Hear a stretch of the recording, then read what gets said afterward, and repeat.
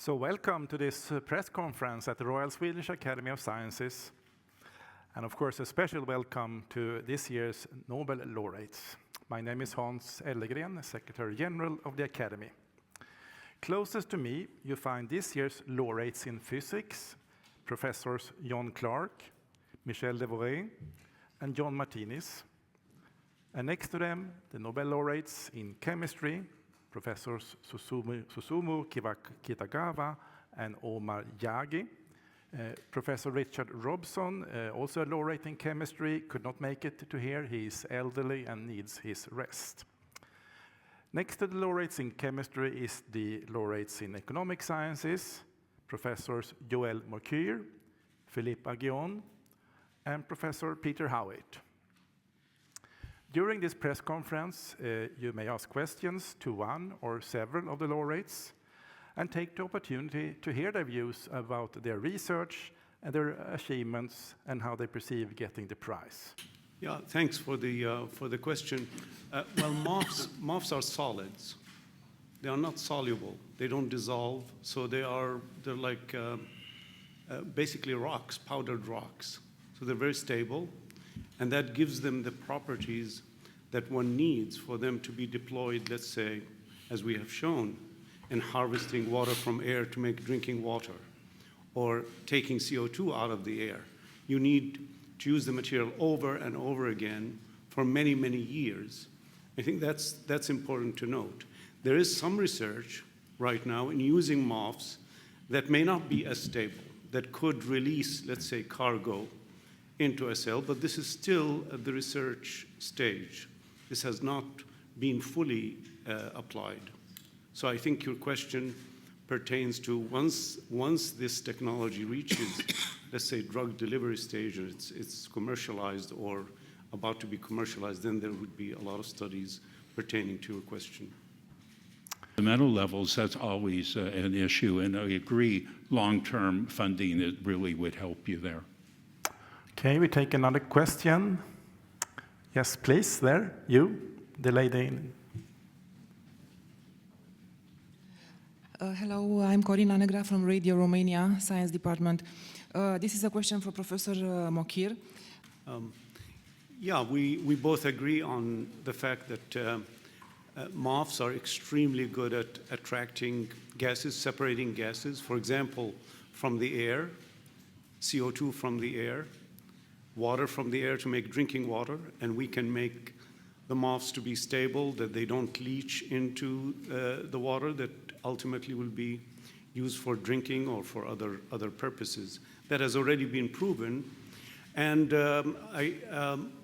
my colleague Susumu calls it the gas economy, and I call it also the air economy.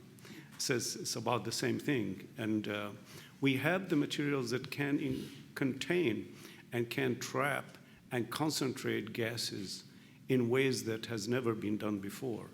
So I think that this is a great vision, and it's beginning to be realized because, for example, some MOFs are now being applied in capturing CO2 from flue gas.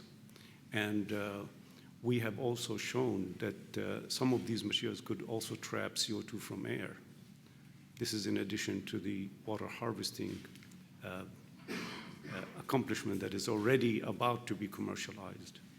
So I think, yes, we live in the age of MOFs, and we live in the age of the gas economy, the air economy.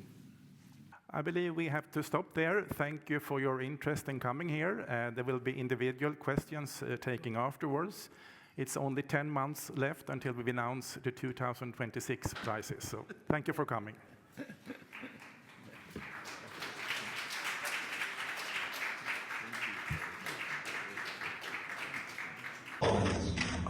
They are not soluble, they don't dissolve, so they're like basically rocks, powdered rocks. They're very stable, and that gives them the properties that one needs for them to be deployed, let's say, as we have shown, in harvesting water from air to make drinking water, or taking CO2 out of the air. You need to use the material over and over again for many, many years. I think that's important to know. there is some research right now using moths that may not be as stable, that could release, let's say, cargo into a cell, but this is still at the research stage. This has not been fully applied. So I think I'm really thrilled about receiving the prize. This is the highest honor that a scientist can receive. And it's also an honor that everybody understands its prestige.